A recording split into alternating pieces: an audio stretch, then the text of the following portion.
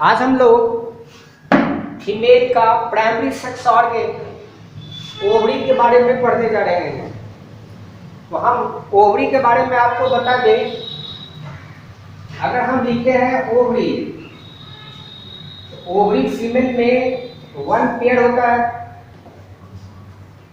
जैसे testis mesoderm से बनते हैं, ओवरी भी मेसोडर्म से बनता है, तो कहेंगे mesodermal in origin.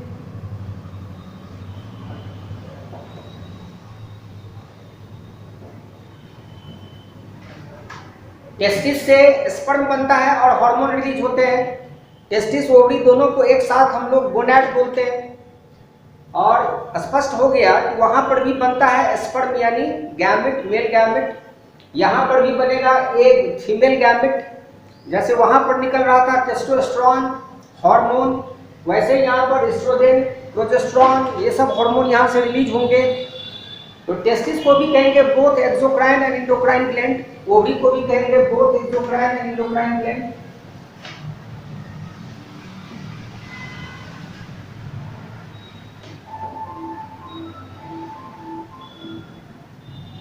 Both exocrine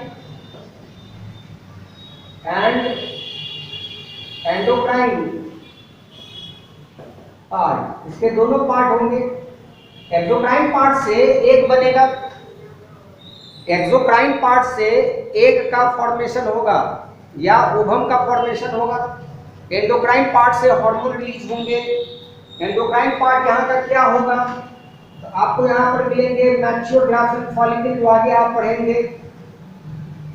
एक मिलेगा मैच्योर ग्राफियन फॉलिकल और दूसरा मिलेगा आपको मैच्योर ग्राफियन फॉलिकल के अलावे दो पार्ट है। मैच्योर ग्राफियन फॉलिकल के अलावे और क्या मिलेगा, तो आंसर है कॉर्पस ल्यूटियम। और कॉर्पस ल्यूटियम जो आगे डायग्राम में आप देखेंगे ये सब बनेगा। इस दोनों को आप कहेंगे temporary endocrine gland.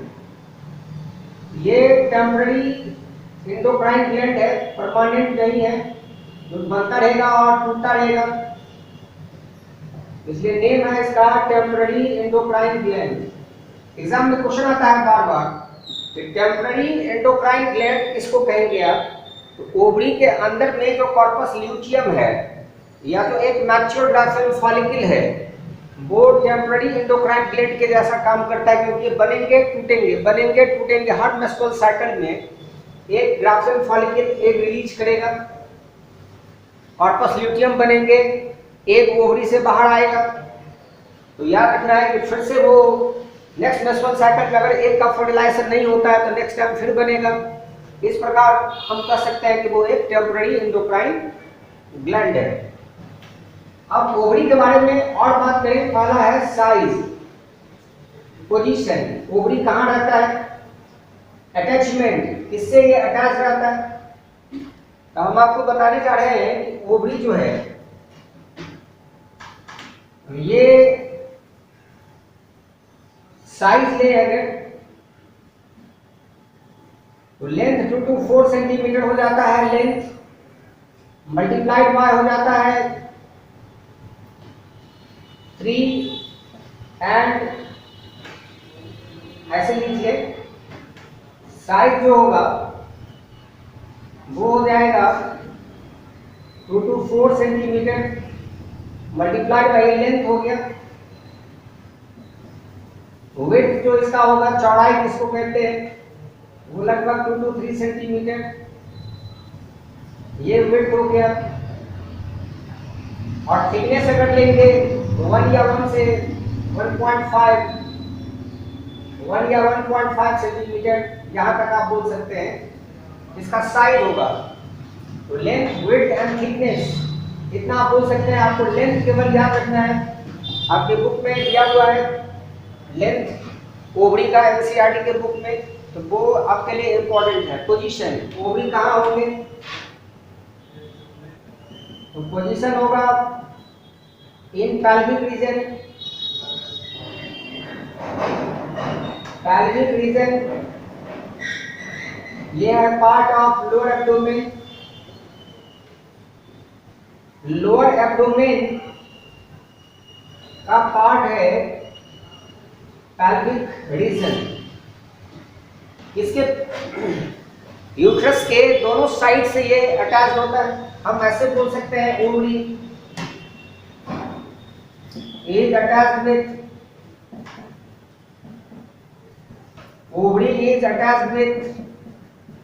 posterior body wall of pelvis, posterior body wall of pelvis by a fold of peritoneum called mesoovarium। मेसोवेरियम के नाम से इसको जाना जाता है। एक टर्म आ गया कि मेसोवेरियम कहाँ मिलेगा, तो आंसर है मेसोवेरियम मिलेगा आपको ओवरी में, और यहीं पर वर्ड आता मेजॉर्चियम। मेजॉर्चियम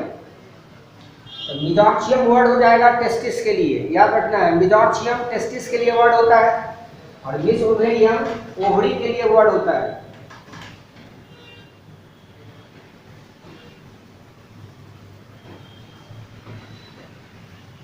आप देखिए एक जोड़ा जो वन पेयर जो ओवरी है, वो वन पेयर का एक राइट साइड और एक लेफ्ट साइड में पोजीशन होता है, यानी यूट्रस के दोनों तरफ से ये प्रेजेंट होते हैं और अटैच होते हैं रॉड लिगामेंट के द्वारा यूट्रस से और ब्रॉड लिगामेंट के द्वारा पेल्विस से। One ovary on each side, one ovary on each side of uterus and get attached with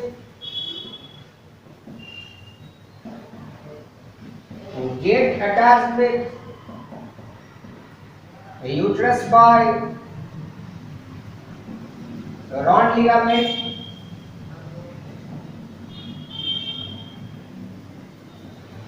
and with pelvic wall by broad ligament। Broad ligament जो diagram में आपको हम रॉड लिगामेंट और broad ligament दोनों आपको दिखा चुके हैं, तो उससे ये कनेक्टेड होगा ओवरी। अब यहाँ लिखा हुआ है ओवरी के 4 लेयर होते हैं। कितने? 4 लेयर्स ऑफ ओवरी। तो ओवरी के जो 4 लेयर होंगे, वो 4 लेयर यहाँ पर दिखलाया गया है डायग्राम में, आप ठीक से देखिए। सबसे आउटरमोस्ट लेयर जो ओवरी का है वो है जर्मिनल एपिथेलियम। जर्मिनल एपिथेलियम के अंदर में आपको मिलेगा ट्यूनिका अल्बुजिनिया। आप याद कीजिए ट्यूनिका अल्बुजिनिया, हम आपको बताए हुए हैं कि ट्यूनिका अल्बुजिनिया कहाँ मिलेगा। तो लिखा हुआ वहां पर ट्यूनिका अल्बुजिनिया फीमेल के भी ओवरी में आप देख रहे हैं, और ये सेम स्ट्रक्चर आपको हम 2 जगह पढ़ाए हैं, पहला टेस्टिस में और दूसरा पेनिस के जो ट्रांसवर्स सेक्शन दिखला रहे थे वहां पर लिखा हुआ दोनों testis and penis of male, वो लिखा हुआ है यहाँ पर, ये प्रेजेंट होता है। अंदर का पार्ट कहलाता है एस्ट्रोमा। एस्ट्रोमा 2 पार्ट में डिवाइडेड होता है। एस्ट्रोमा का जो पार्ट पेरिफेरल है, चारों तरफ से है, वो पार्ट कहलाता है कॉर्टेक्स। तो यहाँ दिखलाया गया है कॉर्टेक्स को। ये भी रीजन जो है बाहर वाला, ये कॉर्टेक्स है। ये रीजन अगर हम देखेंगे तो ये क्या है? कॉर्टेक्स। ये भी कॉर्टेक्स है। और अंदर का जो रीजन होगा, बीच का सेंट्रल पार्ट, वो पार्ट कहलाएगा मेडुला। यहाँ लिखा हुआ है कॉर्टेक्स और मेडुला दोनों को एक साथ आप कहेंगे एस्ट्रोमा। तो ये सेंट्रल पोर्शन जो होगा वो होगा मेडुला। अब क्वेश्चन होता है कि कॉर्टेक्स में क्या होगा और मेडुला में क्या होगा। तो कॉर्टेक्स की बात कर रहे हैं तो कॉर्टेक्स में आपको मिलेंगे कुछ स्पिंडल सेल। स्पिंडल सेल के अलावा कुछ और फाइब्रोब्लास्ट सब मिलेगा स्ट्रक्चर।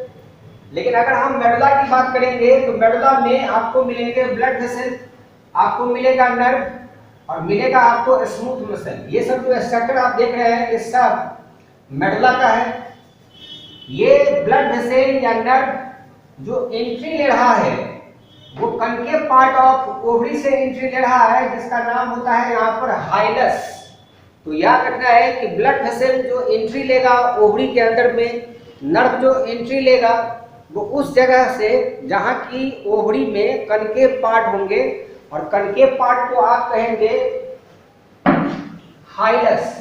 ये हाइलस आपको किडनी में भी मिलता है, ये हाइलस स्प्लीन में भी मिलता है, और ये हाइलस लिम्फ नोड में भी मिलता है। तो जहां भी कनकेव पार्ट होगा वो पार्ट कहलाता है हाइलस। तो याद रखना है कि मेडुला और कॉर्टेक्स दोनों को एक साथ आप बोलेंगे स्ट्रोमा। हम आपको बार बार बोल रहे हैं कि स्ट्रोमा का जो कॉर्टेक्स पार्ट है वो आउटर पार्ट है, और इसी स्ट्रोमा का जो इनर पार्ट है वो पार्ट मेडुला है। यानी कॉर्टेक्स जो होगा वो हमेशा आउटर होगा, और मेडुला जो होगा वो हमेशा क्या होगा, इनर होगा। अब ये समझना है आपको कि कैसे जर्मिनल एपिथेलियल सेल से एक का फॉर्मेशन हो जाएगा जो कहलाएगा एक्सोक्राइन पार्ट। ये जो पोर्शन अभी है जर्मिनल एपिथेलियम, ये एक्सोक्राइन पार्ट है, इससे एक का फॉर्मेशन होगा। अब देखिए फीमेल में एक का फॉर्मेशन जो होगा, यानी ओवरी अपना एक्टिविटी कब शो करेगा, तो एक बच्चा जब मदर के यूट्रस में रहता है, जिस समय में उसके ओवरी बनेंगे, ओवरी कब बनेगा तो आपको याद है जब ऑर्गेनोजेनेसिस होता है, एक बच्चा लगभग 9 मंथ तक अपने मदर के यूट्रस में रहता है, जिसको हम लोग कहते हैं पहला 2 महीना जो होता है 9 में से, उसको कहते हैं हम लोग एम्ब्रियोनिक लाइफ, और रिमेनिंग जो 7 मंथ होते हैं वो कहलाता है फीटल लाइफ। तो पहला जो एम्ब्रियोनिक लाइफ है उसमें टेस्टिस ओवरी बन जाते हैं, मेल बच्चा है तो टेस्टिस, फीमेल है तो ओवरी। अब सोचिए जब ओवरी का फॉर्मेशन हो जाएगा, जब तीसरा महीना आएगा 3rd मंथ, यानी जब फीटल लाइफ स्टार्ट होगा, उसी समय में उस फीमेल बच्चे के ओवरी के अंदर में एक फॉर्मेशन स्टार्ट होगा जिसको हम लोग बोलेंगे oogenesis।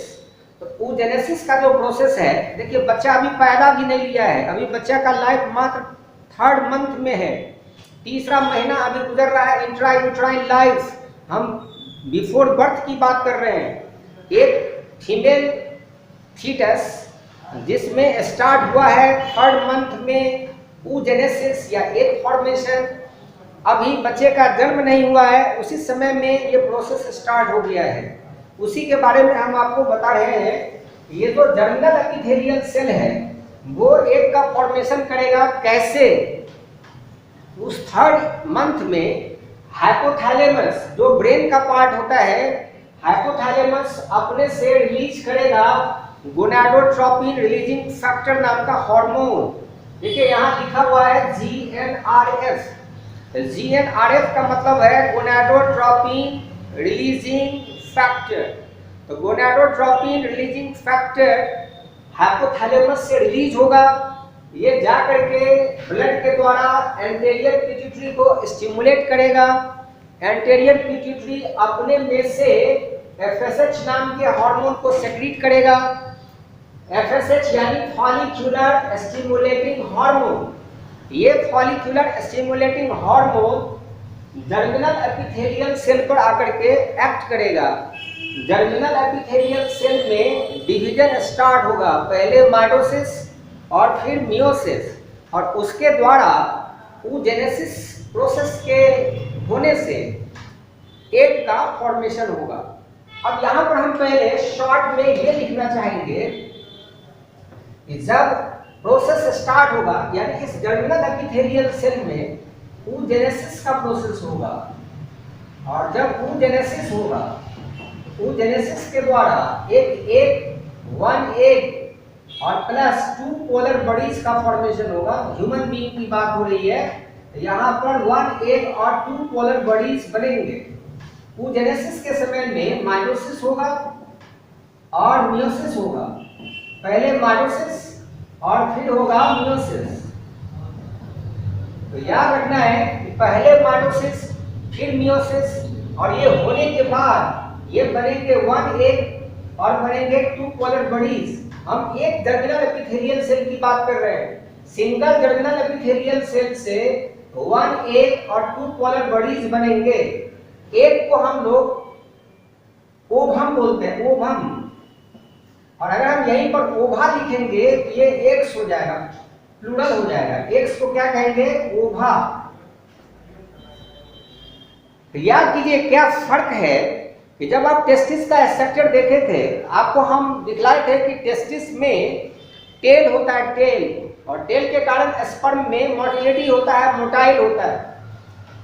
और याद कीजिए एक जर्मिनल एपिथेलियल सेल से वहां पर हम आपको बताए थे कि ढेर सारे स्पर्मेटोगोनिया बनते हैं।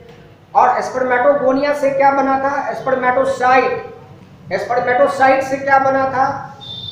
याद कीजिए स्पर्मेटिड, और स्पर्मेटिड से बना था स्पर्म। तो वहां पर एक प्राइमरी स्पर्मेटोसाइट से 4 हम लोग क्या बनाए थे? स्पर्म बनाए थे। वैसा यहाँ पर नहीं होता है। यहाँ पर देखिए तो 3 ही सेल बने हैं। 4 के जगह पर कितने बनते हैं? 3 cells, 1 egg and 2 polar bodies. तो याद रखना है कि पोलर बॉडीज बर्बाद हो जाता है, सिर्फ एग है तो फंक्शन रहता है। कैसे बनेगा ये, इसी प्रोसेस को हम लोगों को डिटेल्स में देखना है जो यहाँ पर होगा। जिस समय में इस ओवरी में oogenesis स्टार्ट हो चुका है, ये कंप्लीट नहीं होता है, ये हॉल्ट कर जाता है। हॉल्ट मीन्स रुक जाता है। बच्चा जो फिटल लाइफ में अभी है अपने मदर के यूट्रस में, उसका जब 9 मंथ के आसपास जब लाइफ हो जाएगा, बच्चे का बर्थ होगा। बच्चे का बर्थ जब होगा तो बर्थ होने के बाद वो धीरे धीरे चाइल्ड एज में आएगा, फिर उसमें प्यूबर्टी का एज आएगा। और जब प्यूबर्टी का एज आएगा तो जो स्टेज हॉल्टेड था, रुका हुआ था, वो प्रोसेस फिर से आगे प्रोसीड करेगा। और जब आगे प्रोसीड करेगा तब जाकर के एक का फॉर्मेशन हो सकता है। उसमें भी गारंटी नहीं है कि एक का फॉर्मेशन हो जाएगा, क्योंकि एक तक के फॉर्मेशन के लिए स्पर्म की भी जरूरत होगी। और आपको पता है कि एक स्पर्म तभी ये एक फीमेल को हेल्प करेगा जब फीमेल जनरली मैरिड हो। और मैरिड फीमेल में जब कब क्या होगा? सेक्सुअल इंटरकोर्स होगा, वैजाना में सीमेन डिस्चार्ज होगा, स्पर्म वहां से एक तक को टच करेगा। जिस समय में एग रिलीज होता है ओवरी से, उस समय में वो कंप्लीट एग नहीं रहता है, वो सेकेंडरी oocyte स्टेज में रहता है। और वो सेकेंडरी oocyte स्टेज एग में चेंज होता है, इसलिए उस समय में हम उसको कंप्लीट एग नहीं बोलते हैं। जो आगे प्रोसेस में आपको हम सारा चीज दिखलाएंगे, अभी सिर्फ आपको हम सुना रहे हैं। यहाँ पर भी क्या बनेगा? सबसे पहले जर्मिनल एपिथेलियल सेल से क्या बनेगा? oogonia। स्पर्मेटोगोनिया के जैसा यहाँ क्या बनेगा? oogonia। जैसे वहां बना था प्राइमरी स्पर्मेटोसाइट, तो यहाँ पर भी बनेगा प्राइमरी oocyte। वहां बना था सेकेंडरी स्पर्मेटोगोनिया, तो यहाँ बनेगा सेकेंडरी oocyte। हम उसी सेकेंडरी oocyte की बात कर रहे हैं। और वो सेकेंडरी oocyte इस ओवरी से रिलीज होगा। लेकिन रिलीज कब होगा ये समझना है डिटेल्स में। तो चलिए हम लोग देखते हैं इसके डिटेल्स को, आगे क्या क्या होगा। जब oogenesis होगा तो यहाँ पर देखिए क्या बनेंगे। सबसे पहले बनेगा यहाँ पर फॉलिक्यूलर सेल्स, ढेर सारे oogonia बनेंगे। पहले क्या बनेगा? oogonia। चलिए एक ही में लिख देते हैं, oogonia बना। तो oogonia, ढेर सारे oogonia बनेंगे। oogonia चेंज होगा किसमें? प्राइमरी oocyte में चेंज होगा, प्राइमरी oocyte में। प्राइमरी oocyte चेंज होगा सेकेंडरी oocyte में, और फर्स्ट पोलर बॉडी में सेकेंडरी oocyte में।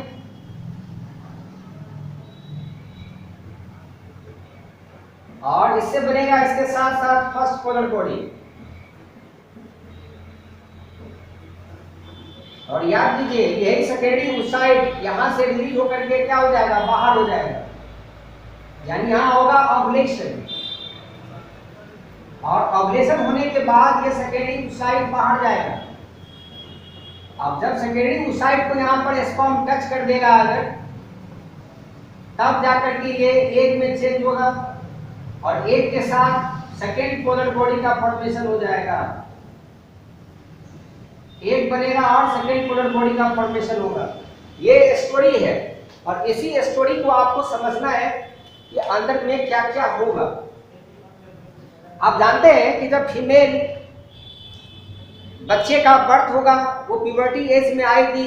प्यूबर्टी एज में आने पर उसमें मेंस्ट्रुअल साइकिल स्टार्ट होगा और मेंस्ट्रुअल साइकिल के दो पार्ट होते हैं। एक होता है मेंस्ट्रुअल साइकिल का हिस्सा जो ओवरी में चेंज होंगे, उसको कहेंगे हम लोग ओवेरियन साइकिल, और उसके यूट्रस में जो चेंज होगा मेंस्ट्रुअल साइकिल चलने के समय में उसको कहेंगे हम लोग यूट्राइन साइकिल।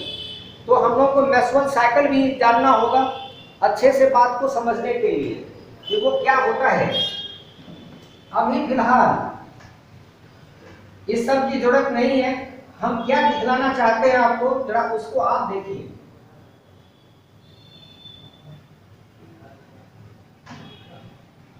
हम अभी आपको बताए हैं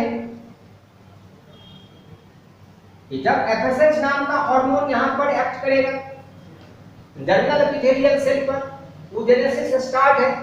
यहां पर ढेर सारे ओवोनिया बनेंगे माइटोसिस के द्वारा, और माइटोसिस के द्वारा यहां पर बनेंगे मेनी ओवोनिया। बहुत सारा ओवोनिया बनकर के क्या होगा, तैयार होगा। ये ओवोनिया जो बहुत सारे ओवोनिया बनेंगे ये पहले चेंज होगा प्राइमरी फॉलिकल में। अच्छे से बात को समझिए, प्राइमरी फॉलिकल। प्राइमरी फॉलिकल में क्या नहीं होगा तो ये जानना जरूरी है। इसमें क्या नहीं होगा तो आंसर है नो थिकल सेल, यानी नो थीका, कोई थीका नहीं होगा, कोई थिकल लेयर नहीं होगा। नो एंट्रम, कोई एंट्रम नहीं होगा।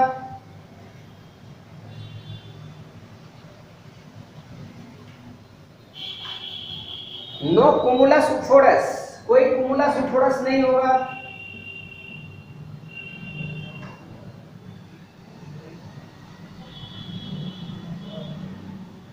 ये कुछ नहीं होगा। प्राइमरी फॉलिकल सेकेंडरी फॉलिकल में कुछ समय के बाद चेंज हो जाएगा सेकेंडरी फॉलिकल में। जब ये सेकेंडरी फॉलिकल में चेंज होगा तब इसमें थीका आ जाएगा, थीका का फॉर्मेशन हो जाएगा। लेकिन अभी भी इसमें एंट्रम का फॉर्मेशन नहीं हुआ है, कुमुलस उफोरस देखने को नहीं मिला है। अब इसके बाद ये टर्शियरी फॉलिकल में चेंज होगा। टर्शियरी फॉलिकल में जब ये चेंज होगा तब आपको इसके अंदर में थीका प्लस थीका के साथ साथ एंट्रम मिलेगा, थीका मिलेगा। अब इसमें एंट्रम मिलेगा, लिक्विड फॉलिकुली, इस एंट्रम में लिक्विड फॉलिकुली नाम का फ्लूइड मिलेगा।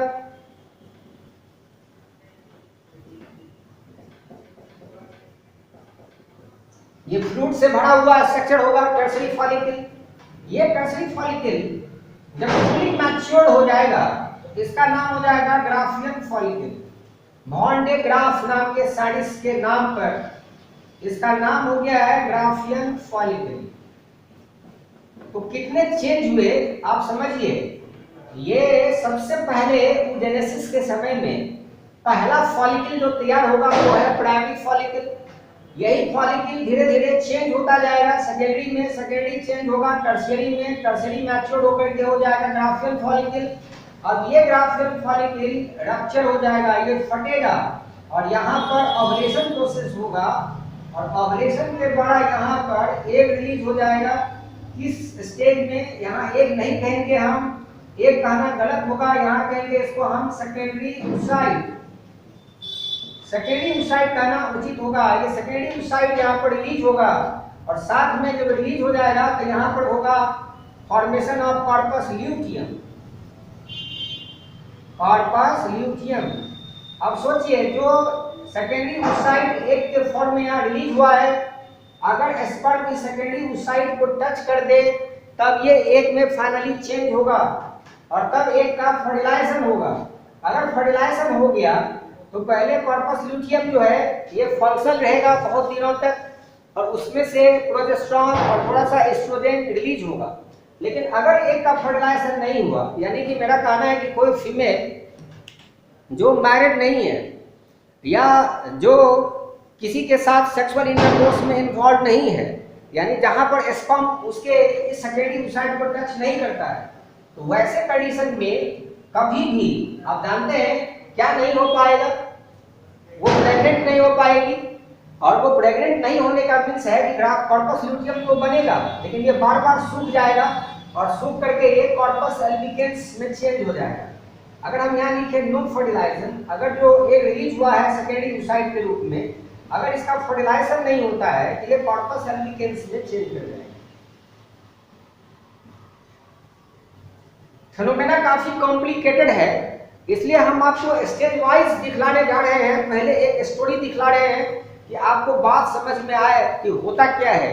जितनी बात हम बोल रहे हैं उसको आप अच्छे से इस वीडियो को सुनेंगे। अगर वीडियो को आप अच्छे से सुन लेंगे, समझ लेंगे, दिमाग में लिख करके बात को, तब आपको अच्छे से समझ में आएगा कि एक ओवरी से oogenesis से एग कैसे रिलीज होते हैं। हम लोग डिटेल्स में देखेंगे कि प्राइमरी फॉलिकल देखने में कैसा होता है, सेकेंडरी फॉलिकल देखने में कैसा होता है, टर्शियरी फॉलिकल देखने में कैसा होता है, ग्राफियन फॉलिकल देखने में कैसा होता है। उसके बाद देखेंगे कॉर्पस ल्यूटियम कैसा होता है, कॉर्पस एल्बिकेंस कैसा होता है। अब इसी ग्राफियन फॉलिकल से जो एस्ट्रोजन रिलीज होगा वो क्या करेगा, और इस कॉर्पस ल्यूटियम से जो प्रोजेस्टेरोन रिलीज होगा वो क्या कैसा होगा, इसको रप्चर कौन करवाएगा। तो यहाँ जो ओव्यूलेशन का प्रोसेस हम लोग लिख रहे हैं वो तब होगा जब इस एंटीरियर पिट्यूटरी से, देख लीजिए एंटीरियर पिट्यूटरी से हाइपोथैलेमस जो अभी गोनाडोट्रोपिन रिलीजिंग फैक्टर रिलीज किया है, एंटीरियर पिट्यूटरी को रिलीज करवाया है एफएसएच, वैसे ही जब ग्राफियन फॉलिकल को रप्चर करने की जब बारी आएगी तो वहां पर क्या होगा, एक दूसरा हार्मोन रिलीज होगा जिसका नाम है luteinising hormone LH. Luteinising hormone ये रिलीज होगा। ये ल्यूटेनाइजिंग हार्मोन आकर के इस मैच्योर ग्राफियन फॉलिकल को रप्चर करवाएगा और रप्चर करा करके सेकेंडरी ओसाइट को रिलीज करवाएगा। इतना ही नहीं, जो कॉर्पस ल्यूटियम यहाँ बना हुआ है इसका देखभाल, इसका देखरेख, यानी इसको अच्छे से सर्वाइव कराने में किसका रोल होगा, तो एलएच का, ल्यूटेनाइजिंग हार्मोन का रोल होगा। तो याद रखेंगे जब कॉर्पस ल्यूटियम बनेगा तो ल्यूटीन एक वर्ड आएगा जो आपको हम बताएंगे, और मेंस्ट्रुअल साइकिल जो आएगा उसमें हम आपको 3 फेज बताएंगे, और उस 3 फेज में से जो 2 फेज है वो ओवरी वाला होगा। साथ साथ जो बात कर रहे हैं हम लोग, तीनों फेज ऐसे कहिए कि तीनों फेज होगा, लेकिन 2 फेज का जो चेंज हम लोग दिखलाएंगे वहां पर, जिसमें में यूट्रस में कहीं एक तरह से चेंज होता जाएगा, उसी समय में ओवरी में भी चेंज होता चला जाएगा। और इसको हम लोग मेंस्ट्रुअल साइकिल वाले डायग्राम में अच्छे से देखेंगे। तो अभी सिर्फ हम आपको एक आउटलाइन दे दिए हैं, ओवरी के बारे में कुछ रेफरेंस दे दिए हैं। अब हम नेक्स्ट वीडियो में हम आपको दिखलाएंगे आगे डिटेल्स कि कैसे oogenesis होगा, कैसे प्राइमरी फॉलिकल बनेंगे, सेकेंडरी फॉलिकल बनेगा, टर्शियरी फॉलिकल बनेगा, ग्राफियन फॉलिकल बनेगा, ओव्यूलेशन होगा यानी एग रिलीज होगा, कॉर्पस ल्यूटियम बनेंगे, कॉर्पस एल्बिकेंस कब बनेंगे। तो ये सब सारी बातें हम आपको आगे वाले वीडियो लेक्चर में दिखला